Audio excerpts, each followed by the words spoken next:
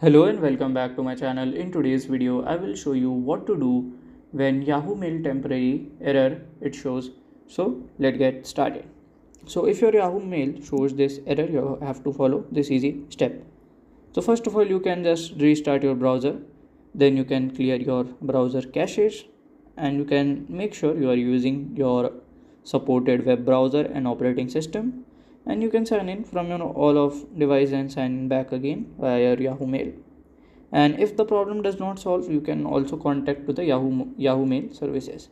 And the reason could be first, the browser could be not supporting. Okay. Second, it should not be accessing to Yahoo Mail account simultaneously from the two browsers.